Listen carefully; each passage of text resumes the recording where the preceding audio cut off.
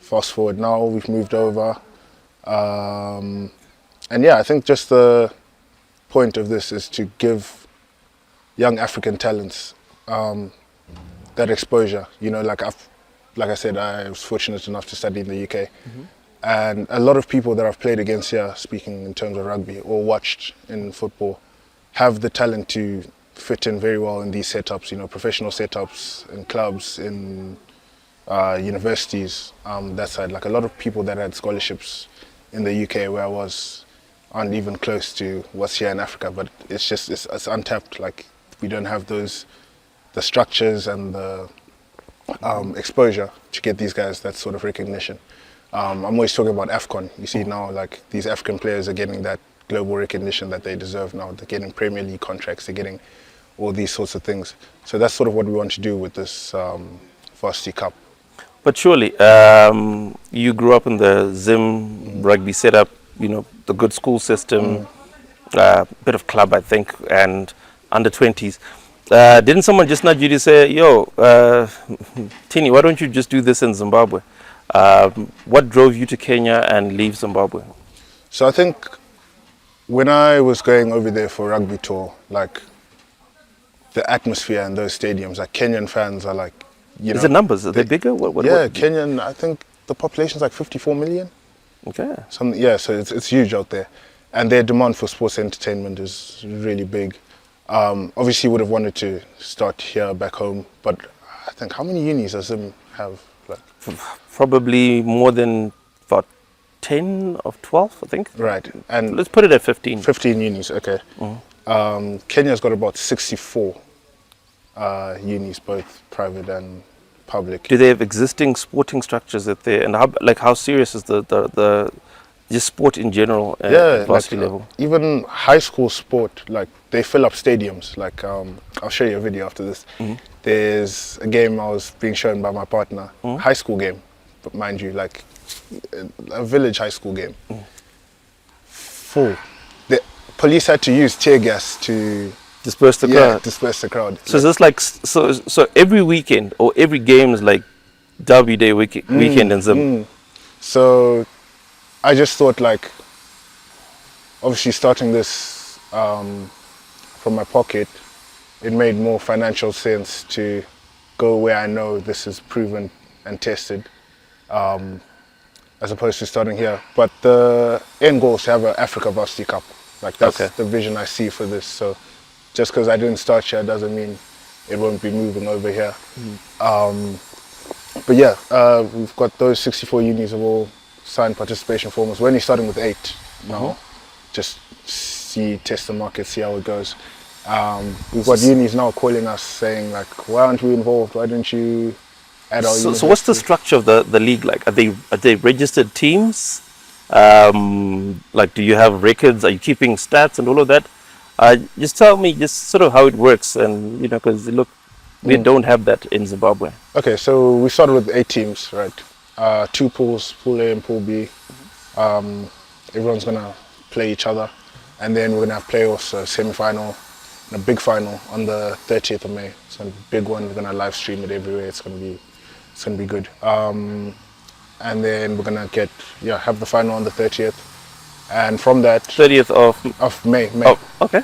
Yeah. So first game is on the 21st of this month, and then finals on the 30th of May. So it's quick. I think that's about 6 weeks, just to test it out, see how it goes, and then next season, hopefully now we'll have some bigger sponsors on board, and we can add teams. We could probably even do 2 divisions, because there's lots of unis they do 2 divisions, and once we sort of settle in there, we'll move over to Uganda, Tanzania, you know, have like an East Africa thing, and then just keep moving away. Yeah. And then just speaking of the ease of doing business, because you're a businessman now. How difficult was it, or how easy was it to get into a Kenyan market from start to finish, to register, have your paperwork, go from office to office, get licenses, permits, and all of that? How easy was that? Or you're highly connected? I think, yeah, it's been really tough, especially with the language barrier. I've been learning a bit of Swahili as well, which is nice to have my partner, because he obviously understands everything. He also studied law, so like he knows exactly what we need and like who to speak to for us to get all these things. But yeah, I'd say getting started was the hardest part. But now all of that's sort of out the way, so it's like more enjoyable now. Like I'm actually starting to see the vision come to light. Yeah. So, yeah. So I'm enjoying it out there. It's good. Tell me about the time when you met the first lady. Right. Did you get invited through the KRU, or someone just said come through?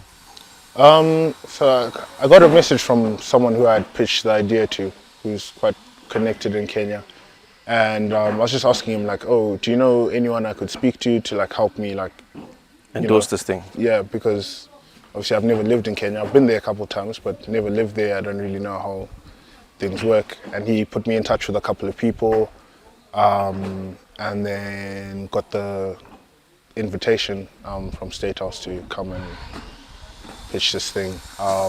So I went over there with my partner. We pitched it. I think, especially like right now, they're really pushing like youth empowerment and youth development. They're trying to get the youth on board a lot. So with this, we've got access to about like 300,000 university students.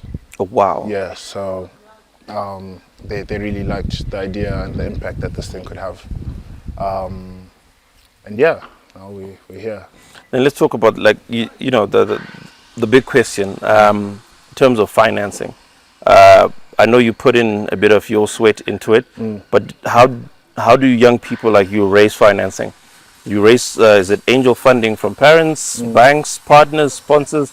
Because you had a massive launch, and I hope I could show our viewers snippets of that launch. Oh, yeah, for sure. Yeah. So how do you raise capital to have that? Because I saw that launch. Obviously, you guys had entertainers, you had stage, lights, venue, you had to fly people, you had to stay in a hotel or whatnot. How do you raise financing for all of this? So I had my savings that I've been saving up pretty much my whole life. So I put all my life savings into that, but still wasn't enough for the budget. Obviously then went to speak to First Lady. She was on board to give us what we needed, but protocol with it takes a lot of time. So did she give you a loan, or it was a grant from the? Oh, we didn't receive anything from them. The process was just very long, very back and forth. And then when I pitched it to my dad properly, I said, okay, I've got this much, and this is what we need to get this off the ground. Can you give me a business loan? And we'll pay it back obviously when we start making money. So we did that. We actually did it properly. Like we signed like all sorts of So lucky enough that they were able to provide that. And yeah, we've used the resources we have pretty well. I think our budget was good. So without spilling out, without spilling the beans and telling us all your business secrets, but is this Varsity Cup sustainable financially? Does it generate enough revenue from the streams and the model that you've built for it to last for the next 10 years? Yeah, definitely. So like I said, sports entertainment in Kenya is huge. So we'll be making money from ticket sales, merchandise sales. See, we've got this Varsity Cup. Merchandise sales, sponsorships. There's a lot of big people knocking on the door at the moment about sponsorship. So that's another avenue. We've also got those LED perimeter boards. So those are like ads and all of that. Ads and all of that. That pays good money as well. Have you spoken to a beverage person? Because I've noticed everywhere in the world that beer and rugby seem to be very good friends. Yeah, we've been in talks with a couple of people, just hearing them out, see how. But we'll definitely have a hydration partner at all the games and all of that. In all of this, you sound like you've just told me a fairy tale of child has a dream and it happens. At what point in time did you, what was like the hardest, the toughest point where you're like, probably I need to rethink what I'm doing and do something else? Like the biggest stumbling block you faced?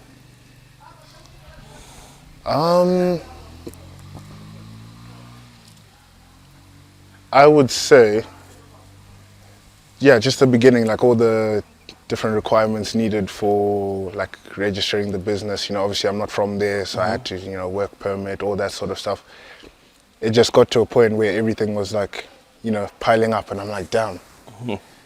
Like, what about doing? Yeah. I'm like, is it too late to like run away or? But we had already put so much into it, so much time. I mean, that's 4 years of planning, so much. 4 years of planning. 4 years of planning. So much money into it as well. We had already paid for all the kit and stuff from China. So yeah, I'd say just getting started and registering was probably the hardest part. But now that all that's done, it's like, the feedback from Kenyans, it's been so good. We've been in campus tours this week. All these uni students are so excited for this thing. So it's going to be good. Oh, now finally, let's talk about that fantastic launch. I saw snippets of it from your Instagram, Right. and I saw a couple of people I follow, and they were so proud of you. I took a couple of screenshots of pictures, and I was like, look, I need to get the other perspective. I needed to hear it from you. Right. Tell us about that launch, that moment when you're like, you brought your parents through, and this is the launch. How big was it? Just take me through that. Oh, the launch was huge. It was such a great experience. Funny story, actually. We were supposed to start at 5 p.m. that day. I think we only started around 7. I was panicking for 2 hours. Like, I'm like, damn, where's everyone? Like, this is going to be a flop. Like, and then, yeah, everyone came through. We filled up the hall. It was really good. Got up to do my speech, and I put my speech down on the podium thing. And there was someone whose notes were on top before I came up, and that slid over my Speech is gone. So Cameras are on. I'm like, damn, this thing is rolling. I need to freestyle. So I had been practicing, obviously. So freestyled the first page of my speech. I think it went quite well, considering. But yeah, I think the atmosphere in there was crazy. Like when we did the draw, like the pooling. Like the unis were like, you could already see which unis had rivalries already, because They were actually at the launch. Yeah. We had all the players there at the launch. And the media as well. unis. How was that? Yeah. How's the media coverage so far? Yeah, not really used to being in front of camera, so that was a new thing for me. I think just before the launch started, I had a interview for like the news, and I'm there. My It's leg like is main broadcaster. yeah. So my leg is there, like non-stop shaking. So getting used to that bit by bit, but it was really good experience. Like I think the launch was a success as well. We had like, I think we won like 8 different like news pages the next day. Like, So in the morning you woke up and you're like, I'm in Kenya, I'm on the news. Yeah, so our social media guys, they're like just forwarding me like every. So you have hour. a team? Yeah. Are they full-time working on this? Like sort of like, how big is your team? Obviously you're going to have volunteers and other people, but so far how many people can you say are working with you and your partner? So what we've tried to do with this team is, obviously this is for the universities, so I've tried to build a team of young people like myself, like-minded people, so on our social media team we've got about, I would say 8 influencers, and they're all student influencers. Wow. Campus, big names on campus. Those are the influencers. Then we've got 2 social media managers. We've got our admin, like our secretary. We've got the kit man. We've got, who else is in there? Yeah, I'd say there's about like 15, 16 people on the team right now. Wow. So yeah, it's quite good. I've got a nice group of people, like, very easy to work with. We're all young, fun. So it's good. I'm very old school and cliche. We usually used to watch interviews like this or podcasts, and everyone colors was off with, so what's your final word to the people? What's like your parting shot? I know this is the beginning of something great, but like, just like the word of the day that you like to leave people and share your experience and where you're going? I think if there's one thing that I'd want people to take from this is like, if you've got a dream, like just go for it. Don't listen to any outside noise. Like, you just lock in on what you want to do and do it. There's always going to be a lot of people coming at you, telling you, oh, your idea is too big, or oh, is that practical? If you truly believe in what you want to do, just run with it and do it. I mean, I'm fresh out of uni now. I think graduated May last year. You're here for my grad party. And I've started this before I've even turned 23. So I just want to be that sort of inspiration for young people. Like my brother's always saying, he likes it when I say, this is by the youth for the youth. So that's sort of the motto I've been using going into this thing, which is why I'm trying to just create a young team around me. And just, uplift people that work with me along the way. I always tell them, like, we're starting out now, but as we grow, we're going to grow together. So that's, one thing that I'd like to put out. Thank you. Thank you. We're done. Done.